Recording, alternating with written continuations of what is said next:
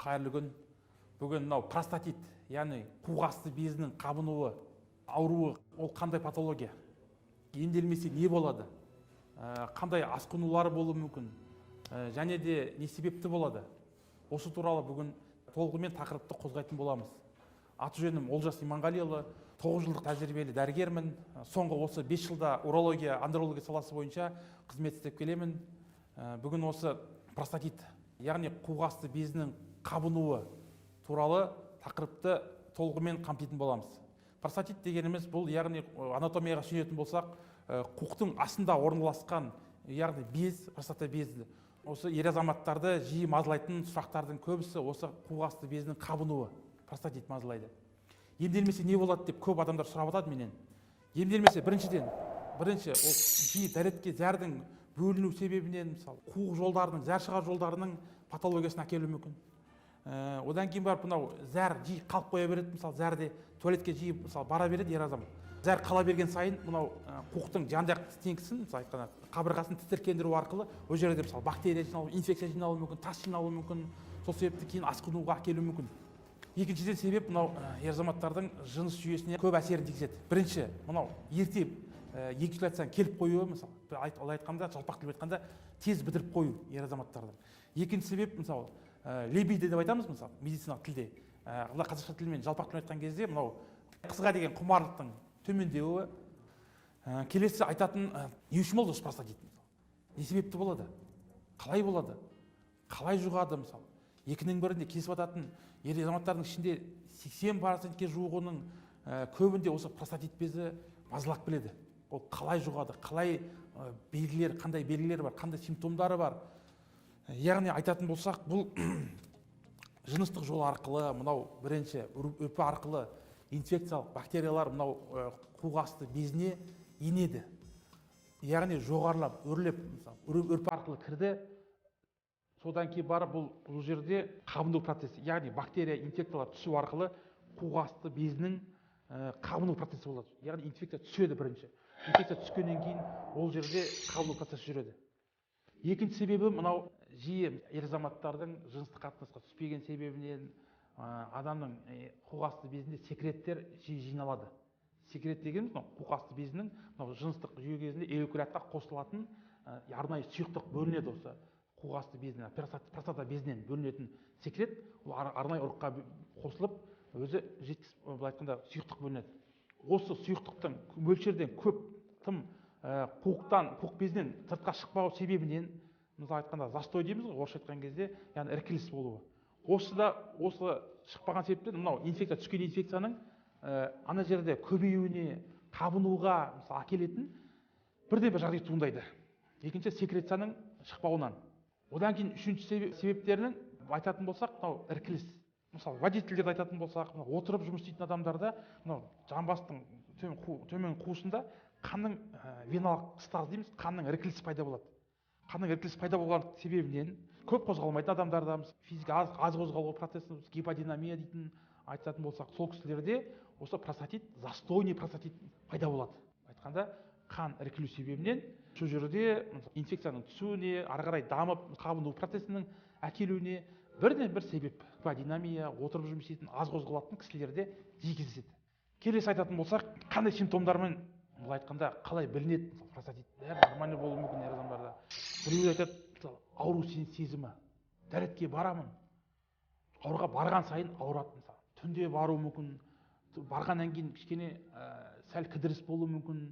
Одан кейін барып, мынау айтамыз, аурусының сезімі, мынау бұт аралықта, мысалы, бұтта болуы мүмкін. Одан кейін тікшекке қарай берілуі мүмкін.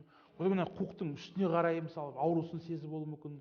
Кейбіреулер науқастар айтып жатады, мынау бел аймағына қарай аурусын береді, мысалы. Үлкен дәретке отырғысы келеді, бірақ ондай белгілер жоқ. Аз позыв деп айтамыз, барғысы келеді, бірақ жоқ. Одан кейін кіші дәретке барғысы келеді, жиі барады, қалып қоя жатады, мысалы, зәрге. Барған сайын өзінің бір дискомфорт сезінеді. Ешкімге айта алмайды, мысалы, өз ішінде мысалы жүріп жатады.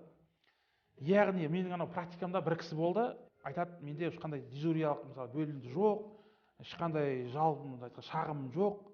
Бірақ мен үлкен дәретке отырған кезде байқаймын дейді, мынау өзімнің жыныс мүшемнен түссіз бір сұйықтықтың бөлінеді. именно сол ішім қатқан кезде пайда болады дейді. Яғни бұнда ол да бір простатиттің бір симптомы болып мысалы байқалып отыр. Өйткені айтатын болсақ, мынау үлкен дәрет арқылы шығады. Өйткені қуық асты безі үлкен кішішекке қарай жақын орналасқан себептен мысалы ана жерден секрет сыртқа бөлініп отыр. Ол жерде қабыну процесінің яғни бар екенін дәлелдеп отыр. Ер азаматтардың енді көбісі ұялады, мысалы ер азамат болғаннан кейін біз ешқандай ауруды мойындамаймыз. Ешкімге барғымыз, дәрігерге келгіміз келмейтін бірден бір себебіміз ұят дейміз. Мысалы жыныстық мүшеміз төмен болады, мысалы әйел азаматтарды мысалы жұптарымызды мысалы қанағаттандыра алмаймыз, мысалы осы себептен. Яғни ер азаматтардың көбісі дәрігерге баруға ұялады. Одан кейін мынау кей жағдайларда мысалы асқындырып келіп жатады, мысалы ер азаматтарымыз көбісін мысалы бала жоқ болып жатады, мысалы үйленген жас жанұяларда. Не себепті мысалы кезінде аяғынан су өткізіп қойды, мысалы бөтен ерте жыныстық қатынасқа түсу себебінен, мысалы былай айтқанда ерте жыныстық қатынасқа түсіп ер азаматтар көбінесе уролог, андролог деген дәрілерді мысалы біле бермейді. Айтатын болсақ баруға ұялады, мысалы айтатын болса, ой барған кезде ол тексереді, анандай болады, мынандай болады, мысалы сөйтіп жүреді да ана ауруды асқындырып алады. Асқындырып алған себептен ертеңгі күні мынау тұрмыс құрып жатады, мысалы ер азаматтарымыз. Мысалы тұрмыс құрған кезде ары қарай бала көтере алмай жатады.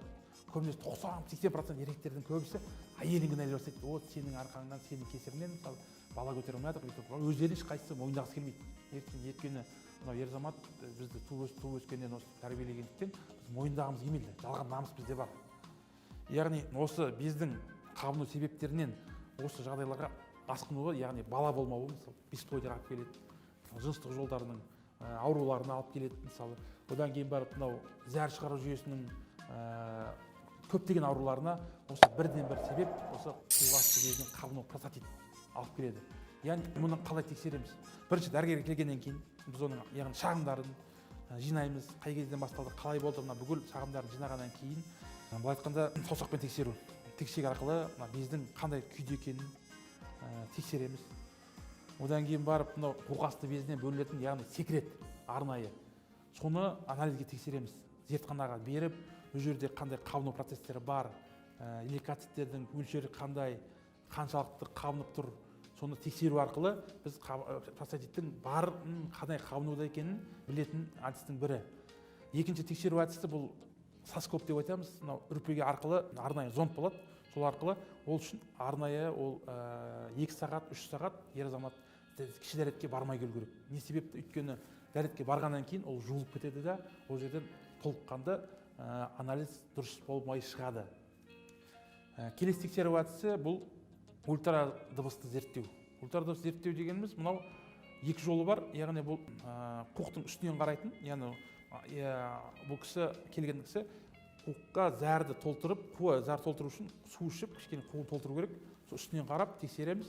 Одан дәретке барып келеді, қалған кезде қалдық зәрдің мөлшерін тексереміз. Екінші жағы тексеретін әдіс бұл тікшек арқылы тексереміз. Тікшек арқылы ультрадыбысты зерттеу, трансректальный тексеру деп айтамыз. Аппараттың көмегімен тікшек арқылы мынау УЗИді сол датчикпен қарап, мынау қуық асты безінің қандай көлемде екенін, көлемі қанша, ешқандай структурасы бар ма, жоқ па, соны тексереміз. Келесі тексеру әдісі мынау, яғни ер азаматтардың жастары 40-тан асқан болатын болса, мынау ПСА деп айтамыз, простатоспецифический антиген дейміз. Міндетті түрде тексеру керек. Не себепті? Бұл жағдайда мынау қуық асты безінің бұл жерде рак аурулары пайда болуы, рак болуы мүмкін. Кей жағдайда оны диагностика жасап білмей кетіп жатамыз біз. Емдеу барысы кезінде, мысалы, егер рақты байқалмай жағдай болатын болса, бұл жерге ем жүргізгеннен кейін, бұл жерге яғни қандану процесі жақсарға себепті рақтың өсіп кетуіне әкелуі мүмкін.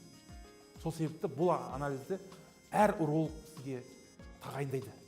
Одан қашып, яғни қан тапсырылады, бұл ПСА деген анализге. Сол арқылы қандағы гормон, яғни рақтың онкологиялық процестің барын, жоқтығын сол арқылы көріп мөлшерін тексере аламыз. Яғни келесі мынау айтатын болсақ, мынау емдеу әдісі. Емдеу әдісін мынау әр науқасқа былай айтсақ, индивидуальный, жеке-жеке ем тағайындалады. Оның себебіне байланысты, қандай түріне байланысты, инфекцияның түріне байланысты, гормонды әр азаматқа әртүрлі ем тағайындалады. Яғни ол ем тұруы мүмкін. Бірінші медикаментозды терапия мысалы, оның ішінде бөлінеді мысалы. антибиотиктерді қабылдау, онан кейін мынау спазмолитиктер бар, мынау құрамында тамсулазин препараттар бар, мынау шөптермен, баттармен, витаминдер құрамында бар.